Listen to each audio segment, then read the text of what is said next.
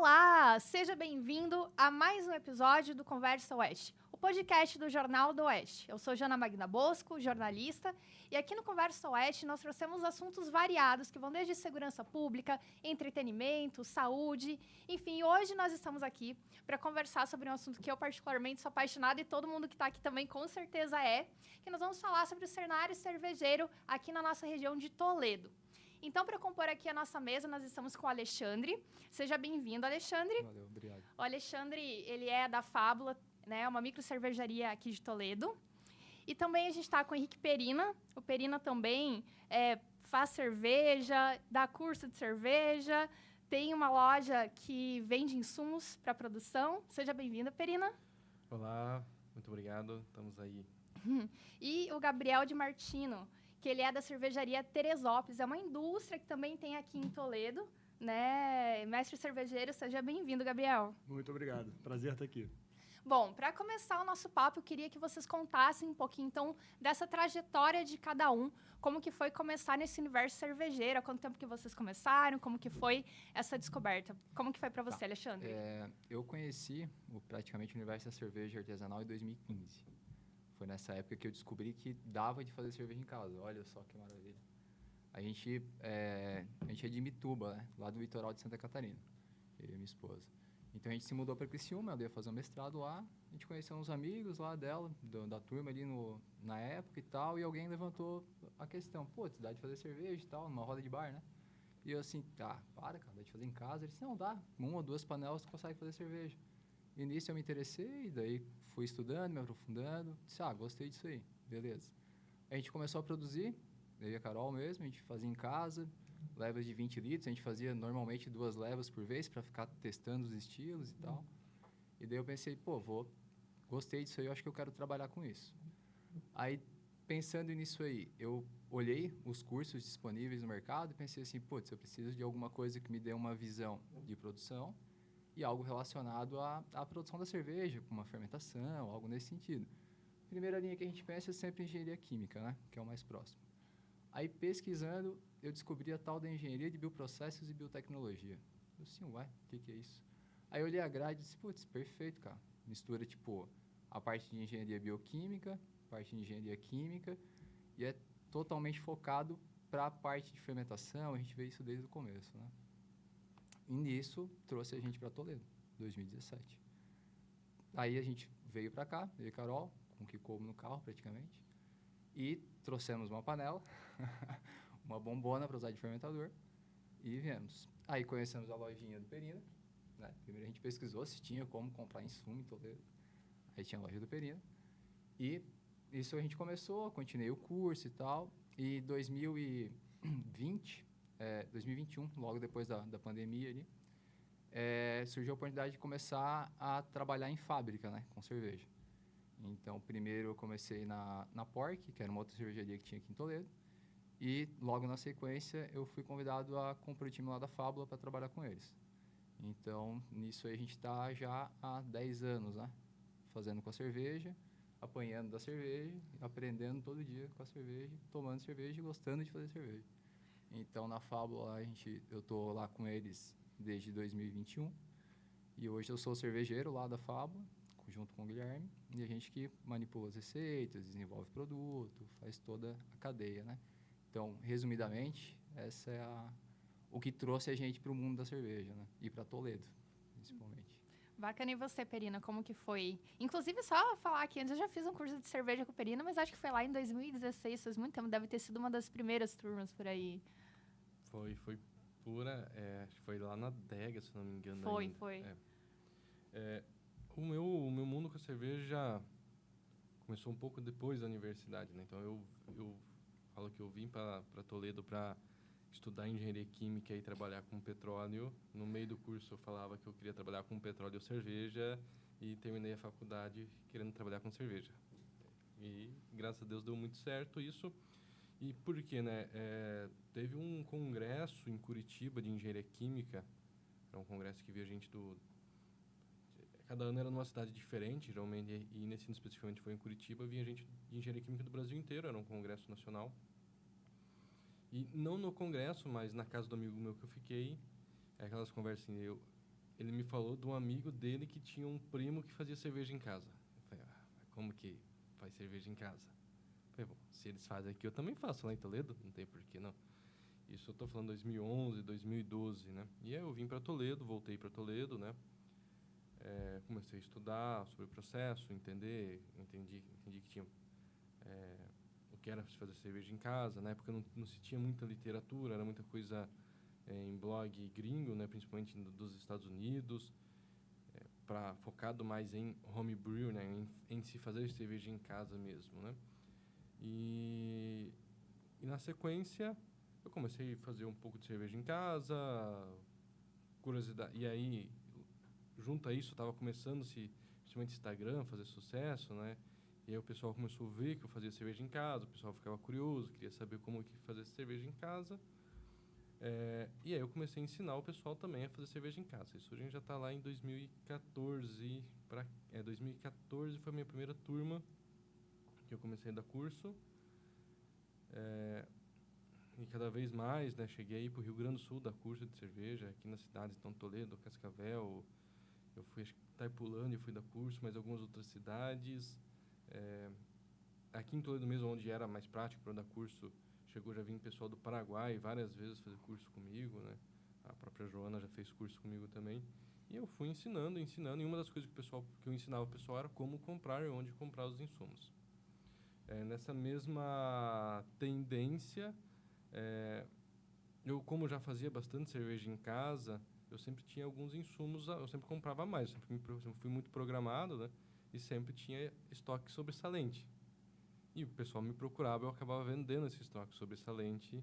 E aí comecei a comprar. Eu lembro que a primeira vez eu fui buscar do importador acho que 1 tonelada de malte, se não me engano. Falei, vou testar, né? Agora, se der certo, deu certo. Aí eu comecei a vender esse estoque sobressalente em casa pro pessoal. Fiquei uns 6 meses assim, né? O pessoal cada vez procurando mais, o pessoal de outras cidades.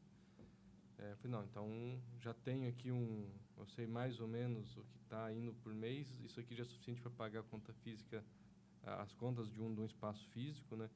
E aí foi quando eu montei também a nossa Brew Shop, que é uma loja, né? O nome vem do americano, né? Que é uma loja onde se vende insumos e todo o restante de coisas para se fazer cerveja em casa. Então, tampinha, garrafa,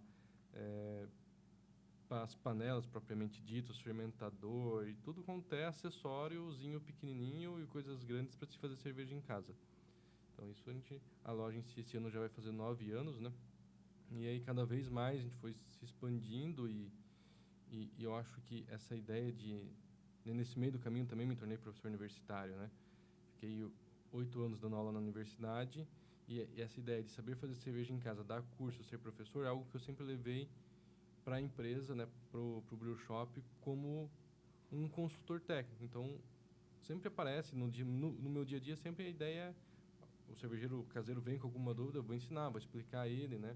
E isso, eu acho que esse modelo de atendimento e de cuidado com o cervejeiro caseiro acabou cada vez crescendo mais nosso atendimento. E hoje nós atendemos todos os estados do Brasil, aqui de Toledo, né?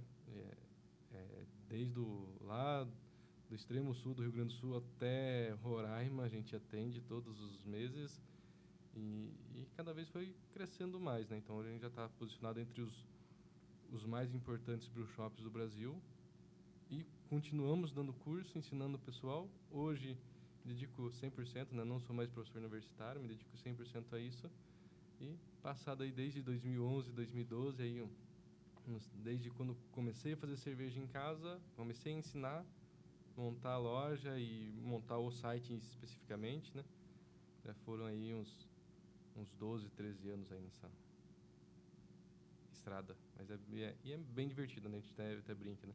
Se a gente vai ganhar muito dinheiro ou se a gente vai ficar rico no final, não sei. Mas se a gente vai se divertir pra caramba nessa estrada, a gente vai. É muito gostoso. Com certeza. É nessa aí que tu descobre que não precisa ter dinheiro para ser rico, né? Exatamente. E, Gabriel, como que foi para você entrar nesse universo cervejeiro aí? Bom, boa noite de novo, Joana. Prazer estar aqui. E acho que eu sou um pouquinho mais sênior, né, do que os meninos aí. Eu comecei a ter os primeiros contatos com cerveja caseira. Comecei a produzir cerveja caseira em 2009, lá no Rio de Janeiro, né? Rio de Janeiro foi a primeira cidade do Brasil que organizou um movimento de cerveja caseira, que na época foi em 2006, que foi a Serva Carioca. E eu passei a ter contato por conta da própria comunidade, né? Eu tive bastante influência da minha família, principalmente do meu pai, por gostar de beber coisas novas, provar coisas novas, né? E com isso tive um contato com cervejas diferentes desde muito cedo. E em 2009 ali que acho que rolou a paixão pela cerveja caseira, foi o primeiro contato que eu tive com a produção de cerveja caseira, e de lá para cá comecei a estudar e ficar curioso em relação a isso, né? E isso basicamente me trouxe até aqui. E desde 2009 para cá muita coisa já rolou, né? Tanto que hoje eu sou mestre cervejeiro de atuação e de profissão, mas também de graduação. Mas resumidamente, né, eu comecei a fazer cerveja caseira em 2009, depois migrei para cerveja industrial logo de cara, né? Tive a oportunidade de participar aí de um boom muito específico do mercado de cerveja artesanal no Brasil. E com isso eu consegui participar muito cedo de uma revolução cervejeira que estava acontecendo à época, né? Então, microcervejarias tendo a necessidade de desenvolver novos produtos, buscar novas receitas, que é justamente o know-how do cervejeiro caseiro. E com isso eu passei a ter contato com microcervejarias e indústrias de menor porte, e de lá para cá quis me aprofundar cada vez mais, né? Entrar na parte industrial de fato, e procurei começar a fazer cerveja, aprender academicamente, né? Fui para Vassouras, que na época tinha o único curso de formação de cervejeiros da América Latina, que era no Senai de Vassouras. Me formei lá, e de lá para cá atuo dentro da indústria, né? Eu me formei em 2011 e de lá para cá eu trabalho dentro da indústria cervejeira. Pouco tempo depois, né, trabalhando direto na indústria, eu fui me formar fora do Brasil e me formei mestre cervejeiro na Universidade da Califórnia. E com o tempo trabalhei, não só estudei, mas trabalhei lá fora. Voltei para o Brasil, trabalhei por um período aqui, voltei lá para fora também para continuar trabalhando, me especializando cada vez mais. Aí voltei para o Brasil de novo, né, aí na época da pandemia, e passei a trabalhar só com consultoria de indústrias.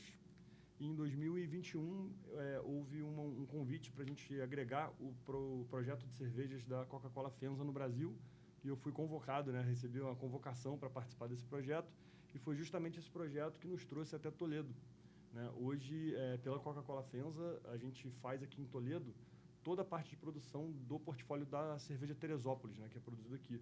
Então, Toledo, além de ter uma cultura caseira e de microcervejarias da região muito forte, também atende grandes indústrias de maior porte, né?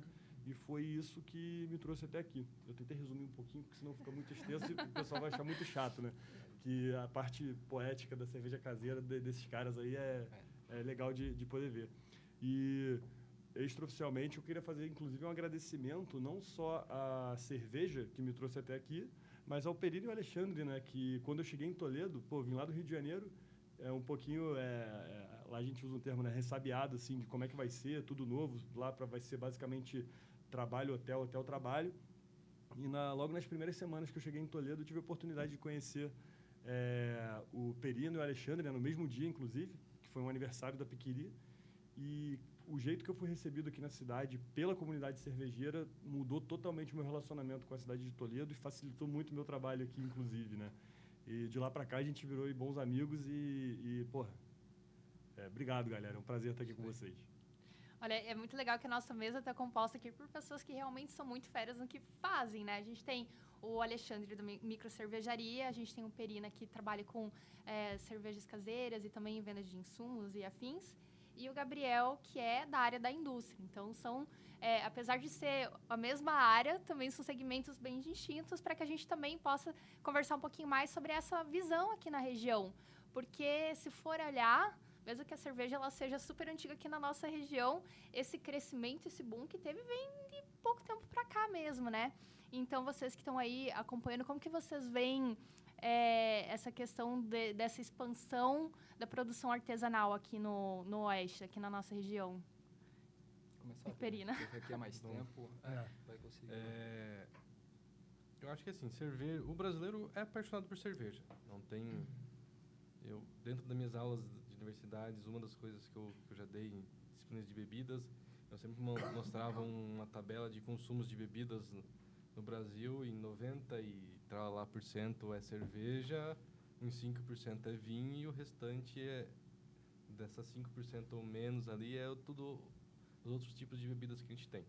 E aqui a região também teve acho que um interesse muito grande, né? Junto a isso a gente tem, né, além da loja, a gente tem nossa confraria, né, que é a nossa associação dos cervejeiros aqui de Toledo, que tem uma união bem legal, né, e o pessoal, acho que aqui da região abraçou mesmo essa ideia do hábito de se consumir cerveja artesanal, né? E essa galera, acho que ela vem cada vez mais, né? A gente já teve, assim, um ponto onde teve mais pessoas procurando, muita gente curiosa, mas muito curiosos que entram e saem. Mas hoje a gente tem consolidado, assim, uma base de cervejeiros caseiros aqui na região, muito interessante, pessoas que estão frequentemente fazendo cerveja em casa, mas mais do que isso, né? É promovendo a cultura da cerveja. Então, é aquela pessoa que faz a cerveja em casa frequentemente, aí ela conta pro seu... ou mostra de alguma forma, né? Apresenta de alguma forma pro seu vínculo, pro seu círculo de amizade, a cerveja artesanal, né? Cerveja.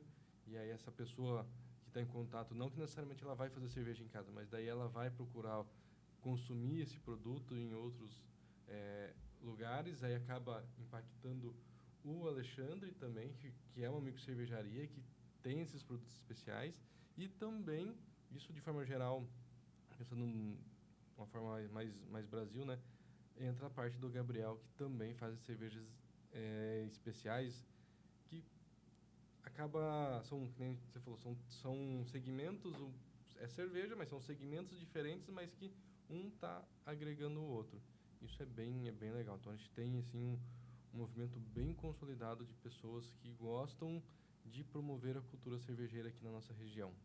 E, Gabriel, você que acompanha muito aí o eixo também, Rio, São Paulo, Curitiba, está aqui inserido em Toledo, como que você percebe esse movimento todo aqui na nossa região? Bom, primeiro que para mim foi muito surpreendente, né, ver uma cidade igual Toledo.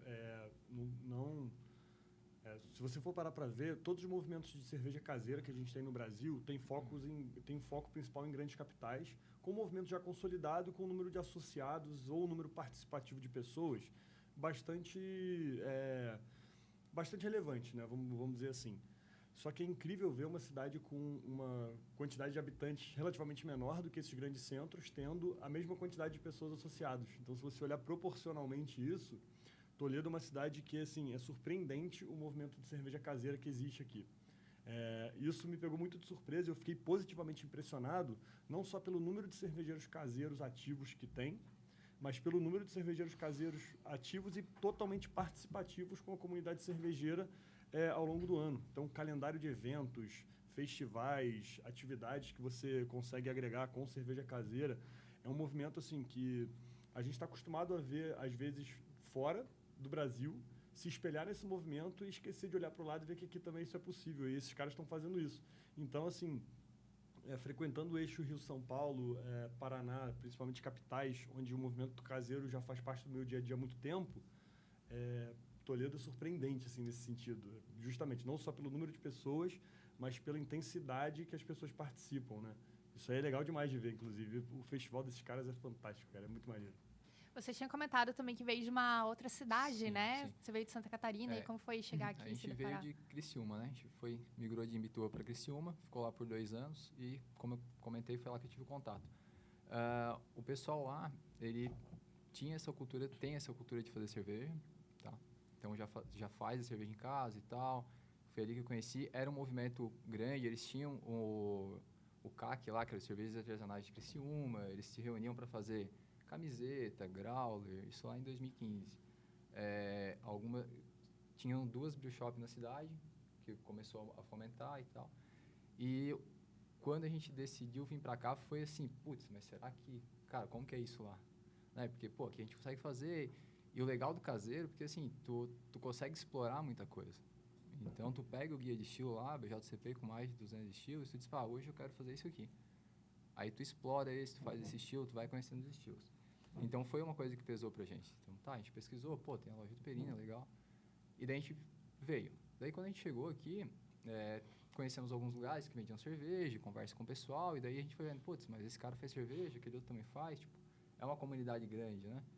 E nisso, em 2017, a gente foi no primeiro, para mim, o primeiro festival que eu fui, né? Mas o segundo que eles estavam organizando. Daí eu comecei a entender a dimensão também, que tinha muita gente envolvida. E como vocês comentaram, o pessoal faz e fomenta muito. Não é só fazer, é fomentar o movimento, fomentar, testar coisas novas, fomentar, introduzir mais gente no meio da cerveja artesanal. E com isso tu vai aumentando muito a comunidade, né? Então é muito, muito interessante aqui essa pegada de Toledo. Então, como o Gabriel comentou, em proporção, aqui cara, muita gente por metro quadrado que faz cerveja, né? Tipo, quando se reúne lá, falta espaço, né? A gente migrou agora para uma sede da conserva. E já está pequeno. Já está pequeno, porque cada vez vem chegando mais. E isso impacta muito positivamente para a gente aqui e para a indústria como um todo, né? Porque tem o cara que faz em casa, ele explora seus estilos, compra insumos diferentes lá do Perina, diferentes lúpulos e tudo mais. Isso o cara se dá assim, tipo, putz, eu vou lá na Fábula tomar uma cerveja que ele faz lá para mim conhecer um outro estilo que ele faz, ter um parâmetro para poder conversar diretamente, trocar uma ideia como que é feito. Ele para ali na geladeira e diz, putz, o Gabriel tem uma Session IPA, pô, conheço o Gabriel é gente boa e tal, vamos ver como que é a Session IPA dele. E isso tu vai agregando para todos, né? Então é muito positivo esse movimento aqui, né? Você comentou agora também do conserva, né? O Perina também é bem envolvido com a conserva. A minha participação ali... Participação? Não, eu só fui no evento ali da terceira abraçagem feminina, que aconteceu no dia 8 de março. Foi muito legal. A Camila, né? Sua esposa estava envolvida. Estava ali junto com o pessoal, com a Vanessa, enfim. E inclusive, daqui uma semana já é para a mulherada se reunir de novo também. Então, a gente vê que não são só os homens, né? As mulheres aqui também envolvidas nessa produção. Mas queria que você comentasse um pouquinho mais, Perina, da conserva, como que é aqui em Toledo. A conserva, então, é a nossa confraria, né? Em termos mais didáticos, é uma associação sem fins lucrativos, né? Na maioria das associações tem fins de beneficente, né? A gente faz muitas ações para arrecadar alimento e tudo mais, mas no final a função da nossa conserva, da nossa confraria dos cervejeiros artesanais de Toledo é fomentar a cultura. Tá? E lá no nosso estatuto é legal que tem uma cláusula que diz que assim, não necessariamente a pessoa precisa produzir cerveja em casa para ser associada.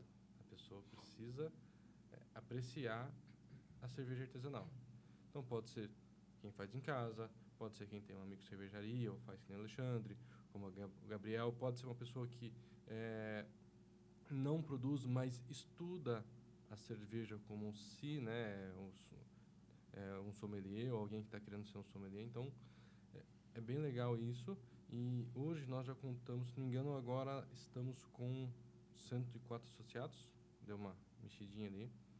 E números bem interessantes, assim como confraria de cerveja artesanal, né? Eu que, pela Brew Shop, como eu atendo o Brasil como um todo, sempre tem várias confrarias assim, espalhadas pelo mundo, pelo Brasil, né? Procura gente para parcerias e tudo mais. Aí você vê que é 10, 20, 30 associados. Aí, como o Gabriel falou, as maiores vão estar nas cidades maiores. Então, São Paulo, Rio, Curitiba, Porto Alegre, você vai ter um movimento mais legal, que eles vão ter aí números não muito distantes da gente, né? E é legal ver como que as pessoas e os cervejeiros, né, que são associados, eles são comprometidos. Então, a gente tem a gente tem 2 encontros maiores, onde cada cervejeiro leva a cerveja, leva seus familiares e outros convidados. Mas, fora isso, a gente tem vários outros encontros menores também, como a Noite das Artesanais, que a gente leva a cerveja que a gente faz em casa para discutir a cerveja, né? Então, para quem não é do meio, né, nem toda cerveja é igual. E para você fazer cervejas diferentes, você tem que explorar ou ingredientes diferentes ou técnicas de produção diferentes. E o mundo da cerveja é muito vasto. Então, você tem muitas técnicas, muitos insumos. O legal, eu sempre comparo cerveja com vinho, né? O que me encanta de fazer cerveja é que você consegue hoje, e aqui em Toledo, com a nossa empresa, você consegue ter acesso a insumos do mundo inteiro. Então, você pode comprar malte que é feito aqui no Paraná, como você pode comprar malte que vem da Inglaterra, da Alemanha. lúpulos também, né? Acho que os que mais vêm longe é da Nova Zelândia para a gente, mas tem Estados Unidos, Alemanha, já veio da África também, já veio lúpulos para a gente. Então, assim, leveduras também, as mais diferenciadas. Então, e as técnicas. Então, a gente pode ir brincando, os cervejeiros vão brincando e fazendo de um jeito, fazendo do outro, né? Com a técnica A ou com a técnica B, com os insumos de um lado, os insumos de outro lado do mundo. E vai gerando cervejas sensorialmente diferentes. E aí o principal da nossa confraria é discutir e estudar essas características sensoriais diferentes. E quando a gente fala estudar, não é demagogia, não é brincadeira. Muitas vezes tem apresentação, né? A gente tem uma outra etapa da nossa confraria, né? Que hoje o atual presidente é o Gustavo Moratelli, ele que startou esse projeto que eu acho bem legal também, que é a gente chama de turma da abraçagem. Então a gente se divide, aí quem não são todos associados que têm disponibilidade, mas os associados têm disponibilidade. Dividimos agora em 5 grupos. Cada grupo faz uma cerveja de um lado do mundo. E aí esse grupo tem que apresentar numa determinada data. E quando apresentar levar a cerveja pronta e explicar qual foi a técnica, os insumos, porque foi feita daquele jeito numa apresentação. Inclusive, a das meninas que fizeram, né, que foi a abraçagem das meninas, elas ficaram responsáveis de fazer a cerveja da escola americana. Então, no dia da abraçagem feminina, que tinha umas 20 e poucas mulheres fazendo, né, cerveja, foi feita uma Session IPA. As meninas também fizeram mais uma American Ale e uma Black IPA, se eu não me engano. Não sei se vai ter mais uma ou não. Bora. E aí, no dia 12 agora, a gente vai ter um encontro, né, a nossa reunião bimestral que a gente faz, e aí as meninas vão apresentar essa cerveja, vão então servir ela e vão apresentar num data show, com slides, falar de processo e técnica, como que foi feita essa cerveja. Eu acho isso é uma coisa que eu que vim do mundo assim, mais científico, da universidade, fui professor, e aí você vê um monte de não só homens e mulheres também, mais velhos, num ambiente desse, falando de cerveja, apresentando cerveja, tecnicamente, cientificamente, sendo que ninguém trabalha, não é nada profissional, é um hobby, eu me sinto muito lisonjeado de participar desse movimento. É bem legal, fico muito feliz. A gente estava comentando agora, né, de vários estilos que vocês produzem, experimentam juntos. Eu vejo, assim, que muito antigamente o estilo mais comum era Pilsen. E aí depois acabou se disseminando vários outros estilos. E aí, às vezes, o nosso papo também, que muitas pessoas leigas que também não entendem muito de cerveja acabam nos acompanhando. Então vamos ir um pouquinho para esse lado agora, para comentar, assim, na hora da gente escolher uma cerveja, que a gente vai ver um rótulo diferente, mas não entende muito bem o que é IBU, o que é a coloração, qual que é o teor alcoólico, alguma coisa assim. Então, vamos trocar uma ideia um pouquinho sobre isso, assim, para, às vezes, a pessoa se arriscar, fugir um pouquinho mais, um estilo que ela sempre está ali acostumada, para que ela possa explorar novos aromas, novos sabores, enfim. Então, vou começar perguntando para o Gabriel. Assim, Gabriel, quando uma pessoa for escolher ali aquela parte de amargor, o que ela precisa ter noção para entender o básicozinho ali, para que ela fale, isso daqui é realmente mais amarga, isso daqui não, será que vai estar de acordo com o meu paladar? Porque daí ela tem que se conhecer e experimentar mais cervejas também para ter essa noção, né? Uma das coisas que a gente até dá um passo para trás, né, para falar anteriormente, não só das características de fato do líquido que você vai escolher, também tentar atrair a pessoa, né, para o meio das cervejas, tentando argumentar da seguinte maneira: uma pessoa que não gosta de cerveja, ela muito provavelmente não teve a experiência de beber uma cerveja que agrade o paladar dela.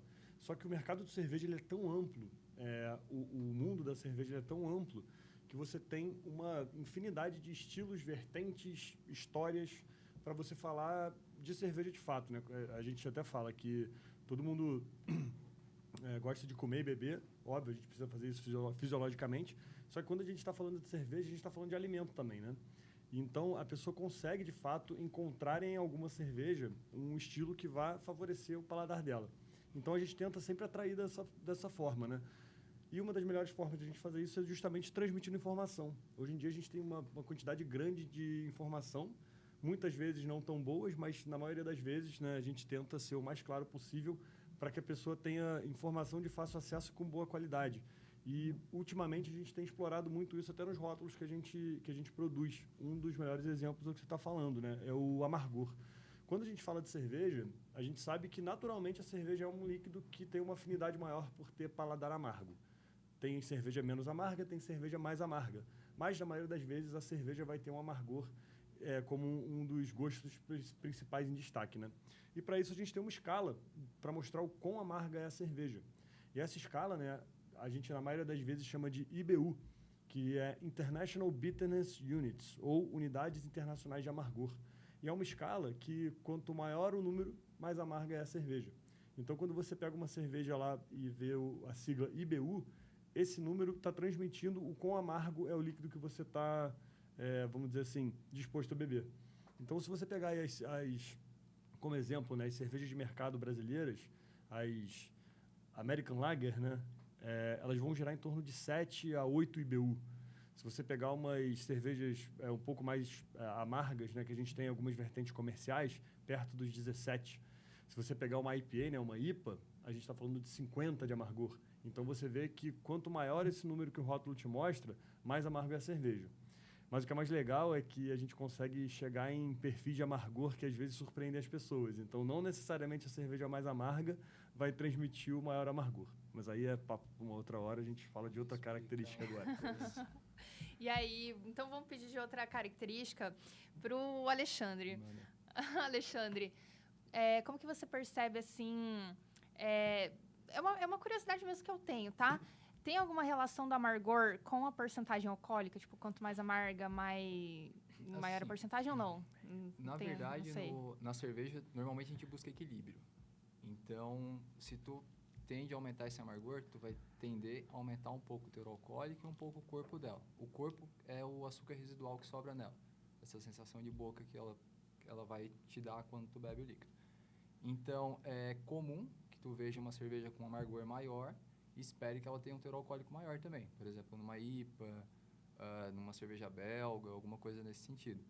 Porém, entretanto, todavia, a cerveja tudo depende, né? Porque se a gente for comparar, por exemplo, uma Pilsen, que vai trazer aí 8, 10 IBU, ela tem um corpo leve e tem esse IBU baixo apenas para equilibrar esse dulçor que ela tem. Só que se a gente pegar uma Session IPA, por exemplo, ela vai te trazer praticamente o mesmo corpo, que é baixo também, mas vai te trazer um IBU aí na faixa de uns 27, 28. Só que é característico do estilo. Da IPA, tu já espera que traga mais amargor. Então, sim, é comum tu ver mais amargor e esperar que tenha um teor alcoólico maior e um peso de boca maior. Porém, se o estilo te pedir amargor, pode ser que não ocorra essa simetria, né? Por exemplo, numa Session IPA, alguma coisa nesse sentido. Session IPA, esse termo de Session vai ser, por exemplo, uma IPA mais leve, que possa fazer você beber ela mais tempo, sem trazer, por exemplo, a tontura que uma IPA de 6,5 vai te trazer. Você está falando de uma cerveja com 4,2, 4,5 de álcool. Tu aumenta o drinkability dela, que é a facilidade que ela tem de ser bebida. Mais ou menos nessa linha. Uhum. O Gabriel, inclusive, também participa como júri, né, de campeonatos... Não sei se dá para chamar de campeonato, se é a palavra certa. Sim, concursos, campeonatos, de concursos competições. A nível nacional, né, de cervejas, enfim. Então, eu fico imaginando como que deve ser ter um olhar super técnico para degustar e avaliar essa cerveja depois. Mas aí, para a gente que é leigo, o que a gente pode levar em consideração nesse momento que for saborear de verdade uma cerveja, né? Que tem várias etapas ali que a gente pode estar levando em consideração. Como você definiria pra gente? Eu acho que, assim, existe a parte técnica e científica, né? De fato, trabalhar como jurado de concurso cervejeiro é uma responsabilidade grande porque a gente está avaliando o trabalho dos outros, né? As pessoas confundem achando que a gente bebe cerveja e é sempre festa, como se a gente estivesse num bar. Só que a gente consegue, de fato, trazer tudo aquilo que a gente representa de caráter técnico, avaliando e julgando uma cerveja, para o nosso dia a dia, sem precisar ser tão chato.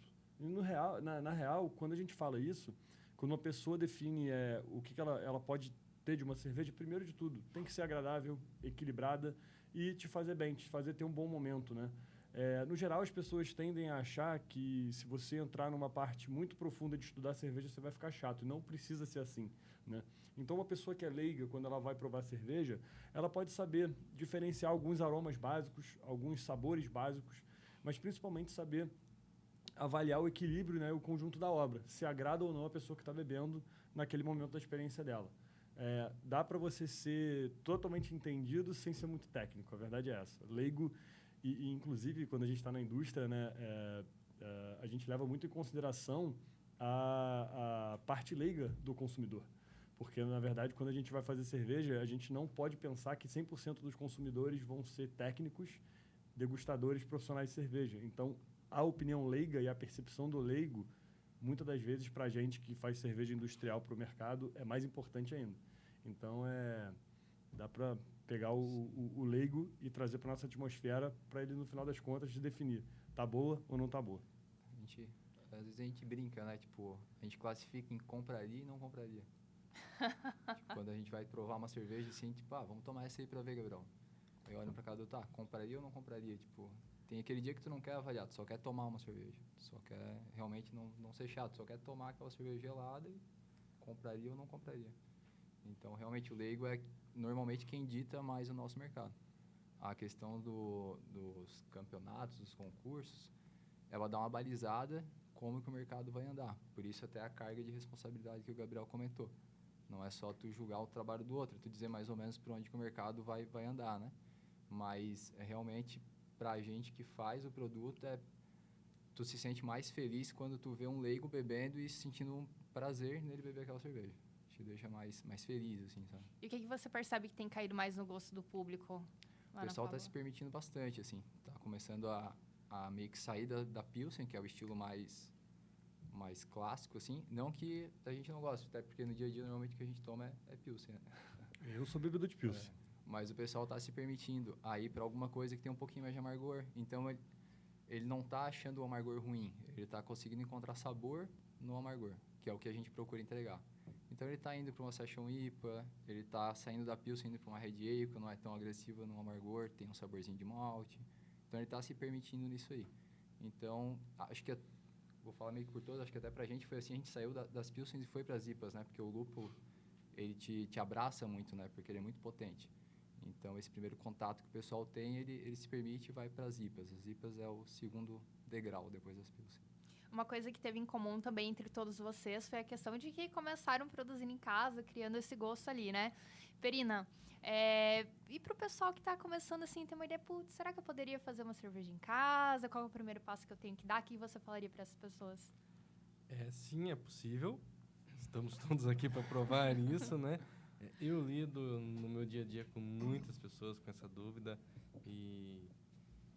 eu quero fazer cerveja em casa, é possível? Depois de um tempo você entende que é uma receita de bolo.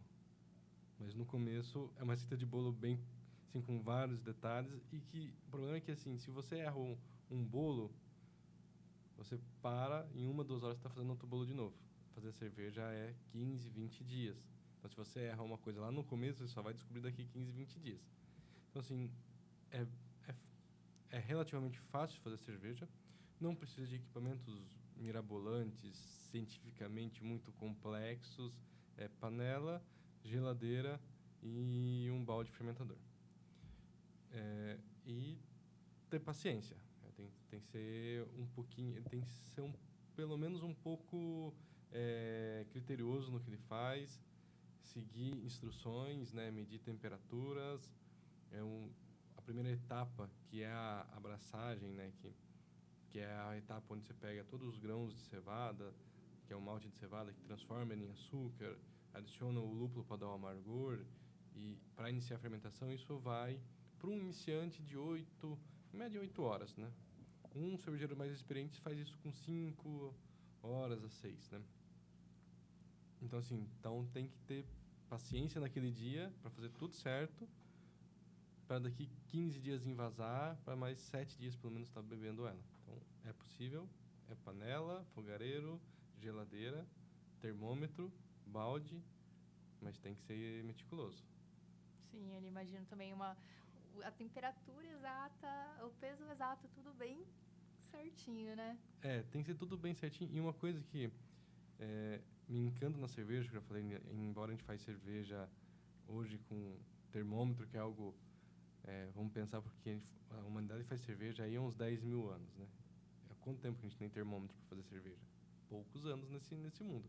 Então, se nossos antigos faziam cerveja lá atrás sem termômetro, com um termômetro a gente consegue fazer. Então, não é tão difícil, mas sim, tem que cuidar de temperatura, tempo. Alguns processos são fundamentais, né? Não pode errar, principalmente a fermentação, né? E outros é um pouquinho mais maleável, mas no final tem que ser bem criterioso e seguir essa receita do bolo à risca. Não dá para fazer nada no olho. Não dá para pegar coloca um pouquinho, uma pitadinha disso, uma pitadinha daquilo. Tem que pesar, tem que medir, ferir temperatura e se faz. E Toledo é a prova. Eu sempre falo, eu sou muito orgulhoso pela nossa cena cervejeira que nós construímos aqui. E eu que acompanho muita gente fazendo cerveja em casa. E no final tudo uma boa cerveja advém de uma técnica de cervejeira muito melhor do que só equipamentos extremamente sofisticados. Uma panela no fogo, se o cervejeiro for tecnicamente bom, ele faz uma cerveja tão boa quanto uma grande indústria com controles e tudo mais. Mas e eu vejo muitos cervejeiros aqui na região fazendo cervejas tão boas, né? Aí é uma coisa mais mas tão tecnicamente bem feita quanto profissionais da área realmente fazendo. Isso é bem legal de ver. Você comentou ali que no início também dá aquela penada, né, para fazer a cerveja, entender todo o processo. Imagino que vocês também tenham passado algum perrengue, aquela história que estava rolando tempo atrás. Primeiro você começa, depois você melhora. E vocês têm alguma história assim para compartilhar também de, putz, olha só que aprendizado, eu perdi tudo ali o material, como que foi para vocês? Todo dia tem uma história diferente, na verdade. É isso que nos move. Bacana. É comum, né, de deixar cair ali, tipo, tô fazendo recirculação, caiu um mangueiro ali com a bombinha de máquina de lavar no chão e foi metade da panela embora. Fogareira acabar o gás no meio da braçagem, corre para se resolver. Quando eu comecei, a primeira vez que eu tive a oportunidade, agora falando um pouquinho da mistura do caseiro com o industrial, né? Isso que o Perino falou é impressionante, porque cerveja é parte do mesmo princípio, não importa o volume. A única coisa que muda são as ferramentas analíticas que a gente vai ter para manter um padrão, uma repetibilidade, uma segurança, né? E a indústria tem que pensar em consistência. Eu lembro, agora contando um pouco dos causos aí, uma das primeiras vezes que eu tive a oportunidade de operar uma sala de braçagem de maior volume, eu era muito moleque nessa época, né? Eu estava operando uma cozinha de 8 mil litros na época, e foi a primeira vez que o coordenador me deixou sozinho para operar. Eu fui muito senhor de mim, achando que eu tinha conferido tudo e eu tinha esquecido de conferir uma válvula que fazia a transferência, né? Quando a gente transfere da tina de mostura para a tina de clarificação. Eu esqueci uma válvula aberta e eu joguei metade da produção no ralo sem perceber. Porque eu achei que estava tudo certo e não conferi. E foi engraçado que eu fui lá, comecei a fazer transferência, estou escutando o barulho da bomba, tudo normal. Aí eu estou vendo que o volume da panela não sobe, mas já da outra panela estava descendo. E eu falei, deve ser alguma parada aí diferente, né? Metade da produção foi pro ralo esse dia. Resultado, nunca mais deixei de conferir a válvula. Aprendi cedo. Então, assim, essas coisas acontecem, não só com cervejeiro caseiro, mas com cervejeiro industrial, acho que em qualquer parte, né? Só que você perguntou aí, já aconteceu alguma coisa? Acho que eu e o Alexandre, a gente já falou, um olha para a cara do outro quase toda semana. Eu tenho a felicidade de a fábrica fica muito perto da Fábula, né? Então é muito comum nas sextas-feiras eu sair do trabalho e parar na Fábula para tomar uma ali no final da tarde. Geralmente na sexta-feira a gente está naquele caco, né? Totalmente exausto. Em dado momento, um olha para a cara do outro e fala, cara, a gente faz cerveja há 10 mil anos e a gente ainda não aprendeu a fazer tudo direito, cara. Impressionante. Só que a gente usa outras palavras. É raro, mas acontece muito, né, cara? Impressionante. Putz, mas essa de jogar mosto fora já aconteceu comigo também, cara. Começar a transferir, daí, tu espera, porque é tudo muito, assim... Tudo bem, tu tá ali não só operando, fazendo o negócio acontecer, mas tem muito barulho que é comum na fábrica. Tipo, na fábrica, assim, algo tá errado quando um barulho muda, sabe? Porque os barulhos são muito comuns. Então, tu abre a válvula, tu liga uma bomba, tu já sabe qual é o caminho que vai. Cara, eu transferindo o moço também, tá, beleza. Daqui Daqui a pouco eu olhei lá na calha, né? Normalmente na cervejaria a gente tem calha para correr água e cipro e tudo mais. Saiu algo quente lá na calha, cor de mosto, assim, putz, válvula da qualificação aberta. E foi também lá, sei lá, 100 litros de mosto, embora, assim. Que no meu caso é 20% ali da minha panela. Pô, ontem na hora do almoço eu tive que ir em casa trocar de roupa, cara, porque eu passei por uma situação que eu me sujei inteiro dentro da cervejaria e sem necessidade nenhuma. Comum e óbvio. E cervejeiros caseiros aprontam muitas também, né? Uma que eu lembro e que eu ensino todo cervejeiro hoje é sobre uma das situações que a gente precisa fazer na fermentação é deixar o ar sair sem que entre ar de fora do ambiente, que é o que a gente chama de airlock no nosso fermentador. E estou falando isso lá nos primórdios, quando a gente não tinha muita coisa para comprar, não tinha muita informação aqui no Brasil, e até hoje os cervejeiros fazem dessa, né? E muita gente faz isso com uma garrafinha com água. Você coloca a mangueirinha, faz um furinho na tampa do fermentador e coloca a mangueirinha dentro da água.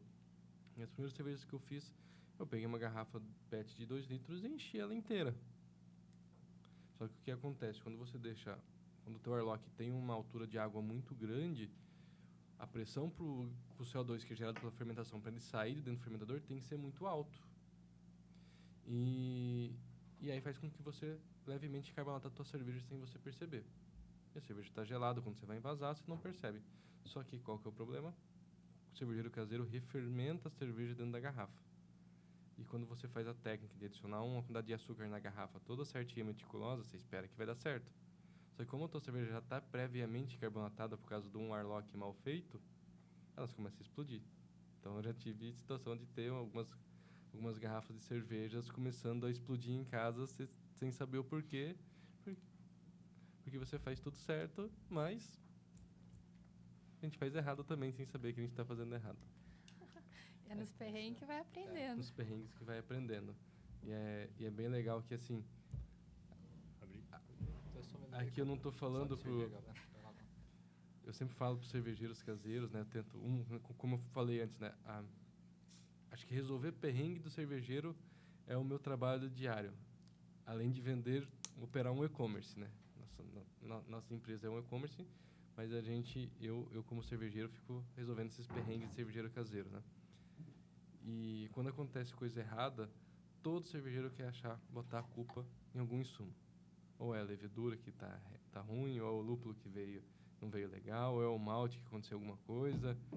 E aí você tem que explicar, olha, é processo, é técnica, muitas vezes é aquele jeitinho, né, do cervejeiro, né, que influencia bastante e que também muitas vezes faz as cacas sem perceber. Estamos aqui aproveitando, reabastecendo os copos, né? Porque um papo de cerveja tem que ter cerveja junto. E assim, tipo, uma coisa que eu acho que o pessoal demora um pouquinho para entender é a questão da importância da fermentação, né? No quanto isso impacta, assim, no processo. A gente costuma dizer que, tipo, tu pode fazer 2 mostos diferentes. O mosto é o líquido antes de virar cerveja, antes dele passar pela fermentação alcoólica. Pode fazer 2 bases igual e usar levedura diferente, que tu tem cervejas diferentes. Então, é um cuidado muito grande, como o Perena comentou, tem alguns pontos do processo que eles têm que ter cuidado. E a fermentação é um que vai deixar a tua cerveja muito boa ou não tão legal, assim, para apresentar para alguém. Eu acho que é nisso que o pessoal às vezes espera um pouquinho, né? Quando é caseiro, até entender essa importância de conduzir bem uma fermentação. Conduzir bem, o que a gente fala, é usar a quantidade correta de fermento. Então, eu tenho um cálculo para quanto de célula que eu preciso para poder fermentar uma cerveja. Tratar bem a levedura na questão de temperatura. Não gerar esse estresse, porque ela é uma célula viva, né? Então, todos os outros processos na cerveja você está trabalhando praticamente quimicamente. Então, tu espera que aquela reação ocorra naquela via. A levedura já é bioquimicamente, então ela tem aquele temperamento dela. Então, trata ela bem que a cerveja vai ficar boa. Praticamente isso. Só complementando, né? Eu acho que esta parte é que os cervejeiros caseiros, né? Especificamente, mais têm dificuldade de entender. A quantidade de levedura, eu sempre falo, usa um pouco a mais do que um pouco a menos. Aí sempre alguém acha, é o Perina querendo vender mais levedura. Não. Isso muda drasticamente a qualidade da cerveja final. Então, quantidade de levedura, o mínimo é importante respeitar. Outra coisa que, embora a gente vai falar que o cenário cervejeiro homebrew no Brasil tem uns 20, 25 anos, assim, vamos pegar, mais uns 10 anos que começou, um pouco antes da pandemia, que realmente deu uma explodida, assim, no Brasil, né? Mas até hoje tem muitos cervejeiros que querem fermentar com levedura menos, fermentar sem controle de temperatura. Isso é, até falando o inverso do que o Alexandre falou, você pode pegar 10 cervejas diferentes, com leveduras diferentes. Se você fermentar tudo errado, vai sair tudo cerveja igual, porque vai sair tudo ruim. Então, a fermentação é um caminho extremamente importante, que é difícil de ensinar o pessoal. Eu trabalho bastante para fazer isso no dia a dia e conscientizar que fermentação é importante, tem que ser controlada e tem que ter quantidade de levedura correta. Bacana. Eu estava lembrando agora também, a Teresópolis tem cervejas bem premiadas aqui, né, Gabriel? Eu lembro que no ano passado, lá na Alemanha, você foi representando a Teresópolis e trouxeram um prêmio aqui para casa, né? Conta um pouquinho mais aí sobre a Teresópolis, as cervejas, qual foi esse prêmio? Isso é muito legal de falar, principalmente aqui, né? Que a gente está falando o mercado de cerveja é muito engraçado, porque quando a gente fala de cerveja, no geral, a gente define muito bem o que é cerveja artesanal, o que é cerveja de mercado de grande escala, e às vezes existe até um preconceito em cima disso. E é legal a gente poder desmistificar um pouco isso, justamente em Toledo, que a gente está unindo, né, cerveja caseira, a microcervejaria e cerveja de maiores volumes, né? E sim, hoje 100% do portfólio da Teresópolis é produzido aqui em Toledo, né? Inclusive as cervejas que a gente chama de cervejas especiais, que são os estilos que a gente produz, né? Diferentes estilos, Bock, Dunkel, IPA, agora recentemente uma Session IPA também. E quando a gente trouxe a marca de uma microcervejaria, né, de uma cervejaria artesanal lá da Serra do Rio de Janeiro, para uma cervejaria de maior capacidade, a gente precisou apertar muito parafuso para manter o padrão não só de qualidade, mas todo o perfil sensorial que o público já conhecia. E a gente levou um tempo até ajustar tudo. E foi legal que no ano passado a gente já teve uma segurança maior, né, de começar a voltar a participar de concursos, né? O concurso cervejeiro ele foi feito não para ganhar prêmio. Ele é feito para a gente receber um feedback bem crítico de um júri treinado, especializado, que está ali para sabatinar uma cerveja que foi produzida por alguém, né? E a gente voltou a participar. E no ano passado, a gente fez uma proposta interna da empresa de voltar a participar de 3 concursos. E a gente colocou as nossas cervejas em 3 concursos e a gente conseguiu ganhar prêmio nos 3. Então, foi legal que foi 100% de aproveitamento, né? Com a nossa família de cervejas de Teresópolis, né? Não só as mais conhecidas. E a que você falou na Alemanha foi legal que a gente levou a nossa Dunkel, né? A nossa Teresópolis Ebenholz, né? Que é a nossa cerveja do estilo Dunkel. Ela é uma cerveja tradicionalmente de um estilo alemão, um estilo tradicional alemão. E ela foi premiada com a medalha de prata no European Beer Star, que acho que hoje é a competição cervejeira de maior reputação, principalmente para cervejas clássicas que tem no mundo e que acontece na Alemanha. Então, a gente pegou uma cerveja brasileira, feita em Toledo, de um estilo tradicional alemão, e ganhou uma medalha de prata na terra da própria cerveja, lá na Alemanha. Então, isso foi muito legal.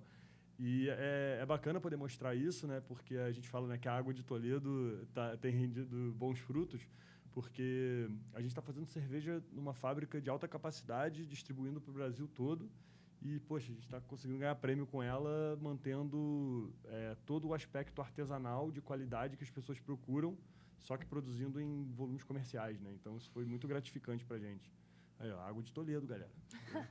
A gente brinca que só muda a escala mesmo, cara, porque os perrengues, as correrias é sempre a mesma, né? Esquecer válvula aberta, corre pra lá e corre pra cá, e fábrica pra um lado e pro outro. Tirando a gente, às vezes, quando alguém entra novo na indústria, a gente fala, pô, você é cervejeiro? Sou. Você acha que na indústria você vai fazer cerveja? Acho. Primeira coisa, cervejeiro na indústria não faz cerveja. Cervejeiro na indústria resolve problema. Fazer cerveja é mais fácil, né? Resolve problema. Só para complementar o que o Gabriel disse, acho que para quem está, muitos leigos que estão entrando no mundo da cerveja e quer entender, tem um autor canadense que é o Stephen Billman, tem vários livros, alguns traduzidos para o português, tem um que eu gosto que é o Atlas Mundial da Cerveja, que ele sai falando de cervejas de cada canto do mundo, né? E ele traz para mim, eu acho que é a definição mais bonita de cerveja artesanal. É claro que o artesanal, legalmente no Brasil tem que tomar um cuidado, mas, sei lá, seja chamado de cerveja artesanal, cerveja especial, cerveja gourmet, né? Mas é aquela cerveja que é diferente da cerveja de massa, né? E ele traz, assim, uma definição que é independente do volume que ela é feita, da escala, independente da tecnologia que é empregada naquela cerveja, né, para produção, se aquela cerveja é concebida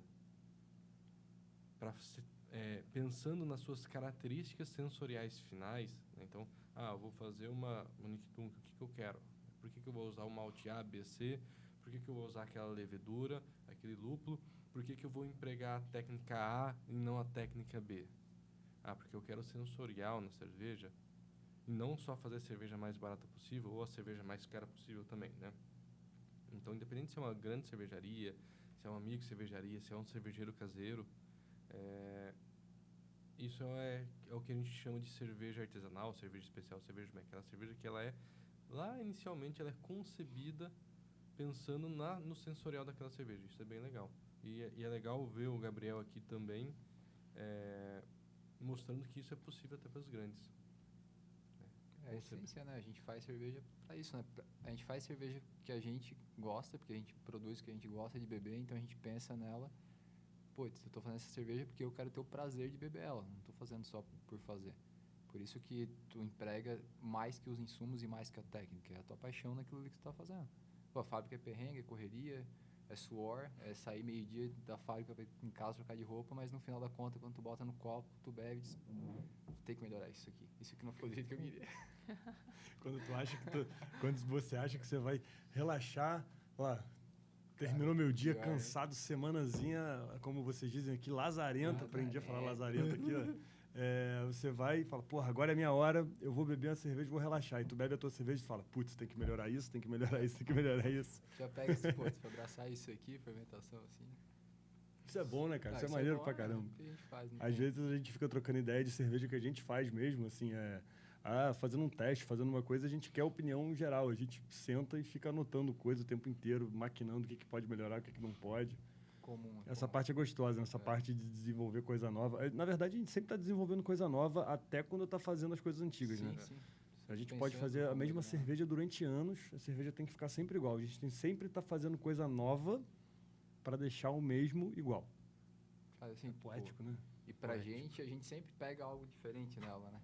Por mais que ela tá dentro do padrão, tipo, as características de IBU, ABV, extrato, que é o corpo dela e tal, estão sempre batendo na analítica igual. Tu toma ela no teu sensorial e diz, tá, próxima receita eu vou fazer isso.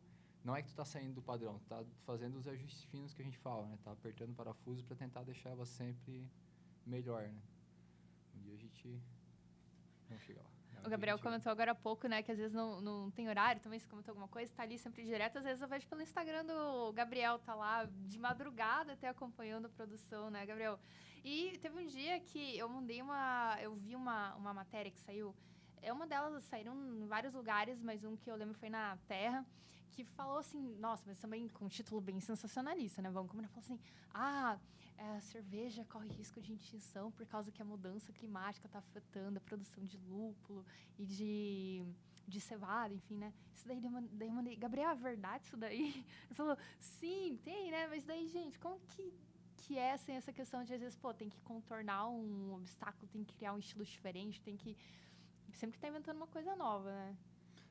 Nesse dia a gente até conversou bastante sobre isso, né? Porque se você parar para ler friamente o que está escrito, você fala, sim, faz sentido e é verdade porque a mudança climática está afetando um monte de coisa em relação à produção de cerveja.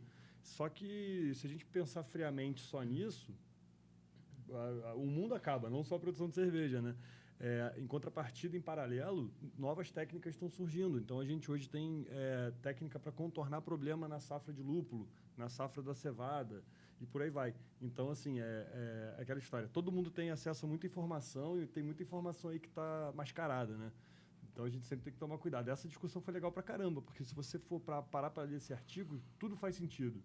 Mas a gente está trabalhando por trás já para compensar isso e fazer com que não afete a gente. Hoje a gente, por exemplo, está se resguardando para daqui a 3, 4 anos conseguir garantir a qualidade para ficar igual ao que a gente produz hoje, por aí vai. Então, é muito estudo, né? A prática leva à perfeição, é tentativa e erro, estudo o tempo todo e hora copo. Tem que treinar para chegar lá. E para treinar, tem que beber uma cervejinha. Não, e tem muita tecnologia envolvida assim na parte de insumo, né? A gente tira até pela Agrária aqui em Guarapuava, a estrutura deles lá é gigantesca, assim, e a parte de pesquisa deles é muito grande. Então eles estão, tipo, 4, 5, 6 anos na frente. Então eles estão desenvolvendo variedades que vão ser resistentes a uma coisa ou outra.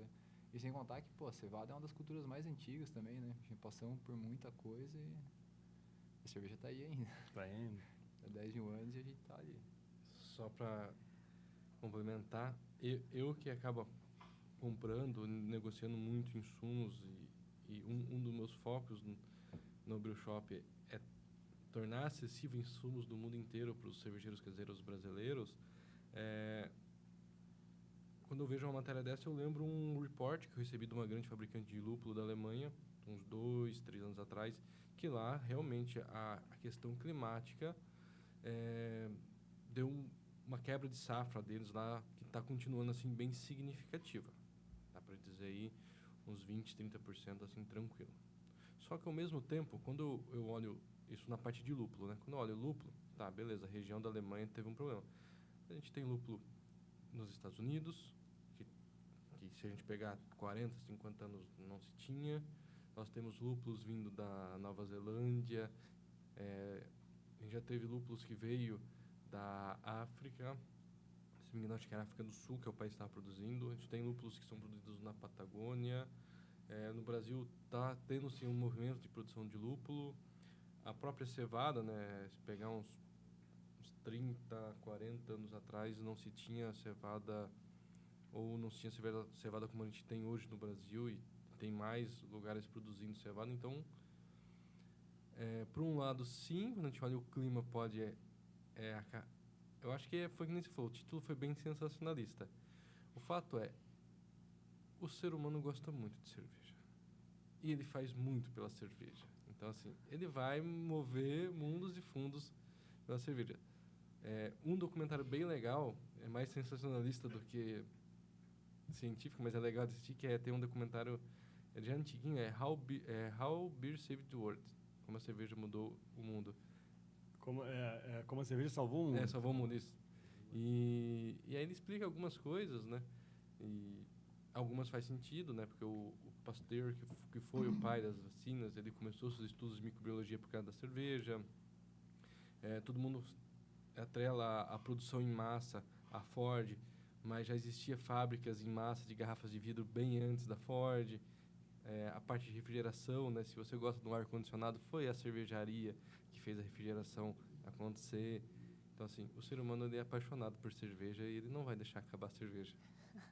Eu vou ter que complementar, desculpa se vai interromper, porque esse documentário em específico ele é muito legal, porque, se não me engano, ele é do Discovery, né? E ele foi gravado no laboratório do Charlie Benforth, que foi no laboratório onde eu estudei, lá na UC Davis, né? Ele foi meu professor, esse cara.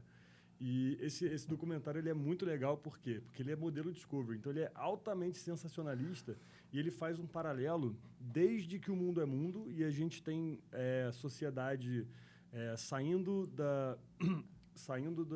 do caçador-coletor, entrando no sedentarismo até os dias atuais, e a cerveja acompanhou a humanidade o tempo inteiro. E é legal que, assim, tudo que acontece na humanidade, a gente tem uma justificativa que foi por conta da cerveja. E esse documentário ele é sensacionalista a ponto de você parar para pensar e falar, cara, mas faz muito sentido isso, de fato, né? A história da cerveja da humanidade, como a gente tem hoje, caminham de mãos dadas. Então, esse documentário aí é dever de casa assistir ele para entender do que a gente está falando. Desde o hino nacional americano, que é uma música antiga das tabernas europeias, né? Mesma melodia. Então, assim, a gente não está aqui à toa, né? A gente não está aqui à toa. A gente vai dar um jeito. Vai ficar sem SAS, já pensou se acaba o SAS? Não, tá maluco, nem Não brinca. pode, pô. A cerveja também aí me alegra toda semana. Viu? Vamos nos encaminhando para o encerramento do nosso programa. Gostaria de ver se vocês gostariam de deixar alguma consideração final. Alexandre, um convite para o pessoal acompanhar o trabalho de vocês, assim como de cada um. para quem não conhece, pessoal, a Fábula, ela tá localizada ali na Rua São João, 7348, então ali é a nossa fábrica, e a gente tem um bar também junto à fábrica. Então, lá no bar a gente tem as cervejas que a gente produz ali, são 8 torneiras, normalmente sempre tem produção nossa lá. E também a fábrica está sempre aberta ali na sexta, se alguém tiver curiosidade de conhecer como é o processo, pode aparecer na sexta-feira à noite lá que a gente vai tomando gole, eu vou mostrando a fábrica, eu vou tirando dúvida, eu vou conversando a respeito. E se permitam a conhecer outros estilos também. A Pilsen é muito boa, a gente gosta muito da Pilsen, né, Gabriel? Mas se permitam a conhecer outros estilos que vale a pena. Então, o guia, a gente falou de estilo e tudo mais, mas rapidamente tem um guia de estilos que define algumas características. Nesse guia a gente tem mais de 200 estilos de cerveja. Então, conheçam mais estilos de cerveja. Bebam mais cervejas, tenham mais hora copo. E Perina, gostaria de deixar uma mensagem? Só para complementar tudo que a gente conversou aqui, e aí é algo que eu falo há muito tempo nos meus cursos, fazer cerveja, ela é a perfeita união entre ciência e arte. Então, você tem toda a parte científica, volumétrica, medir volume, aferir temperatura, ir para um laboratório, enfim. E tem toda a parte artística do cervejeiro também, né? Como que eu vou empregar a técnica A ou a técnica B com insumo A ou com insumo B para trazer aquela característica sensorial no produto final. Então, eu fico muito feliz de fazer parte desse mundo e parabenizo a todos os cervejeiros que eles são grandes cientistas e artistas ao mesmo tempo. E quem quiser acompanhar o meu trabalho, é só procurar no Instagram Piquiri Brew Shop, nosso site também, piquiribrewshop.com.br. Nós temos cursos. Quem quiser aprender a fazer cerveja artesanal, também a gente tem cursos esporadicamente, que a gente tem um local, uma escola só para dar aula de cerveja. Geralmente a cada 2 ou 3 meses a gente tem uma turma de cervejeiros iniciantes, que é bem legal. E aí, Gabriel? Contigo agora.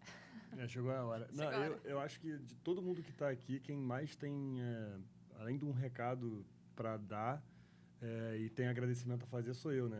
Eu sou a pessoa que mais tenho que agradecer a cerveja pelo que ela já me proporcionou e vem proporcionando, e também as pessoas do mundo da cerveja, né? Quando a gente frequenta ambientes profissionais, corporativos que seja, na maior parte das vezes é tudo muito pesado, muito corrido. E a gente tem uma oportunidade e uma felicidade de trabalhar com o lazer da maioria das pessoas, né? Então, o mínimo que a gente tem que fazer é agradecer a oportunidade todo dia de trabalhar com cerveja e trabalhar para a cerveja, né? Que é o que a gente tem feito há um bom tempo. Então, meu agradecimento fica principalmente à cerveja, que proporciona isso para a gente, né? A gente está aqui não é à toa. E falar um pouquinho também que aqui em Toledo a gente tem uma felicidade muito boa de se encontrar com frequência, né? Então, é muito provável que numa sexta-feira a gente se encontre na Fábula tomando uma cerveja e no sábado de manhã na Piquiri tomando um café falando sobre cerveja.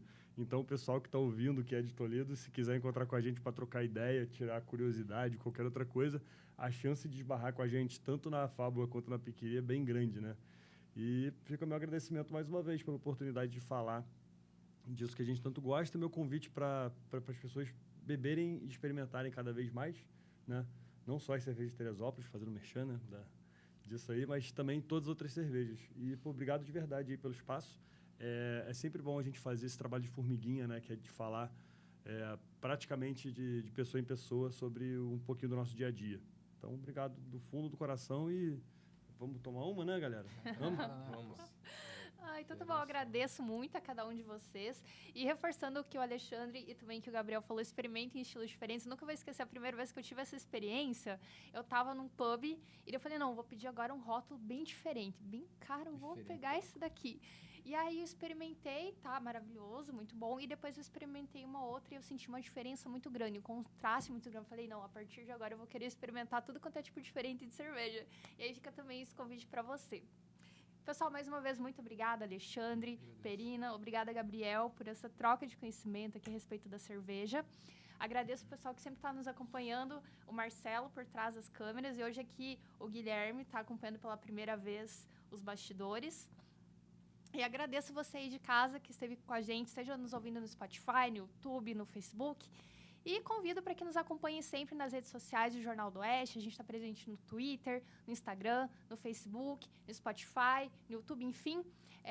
E a gente sempre vai estar aí trazendo algum conteúdo bem diferente para você. Até o próximo episódio.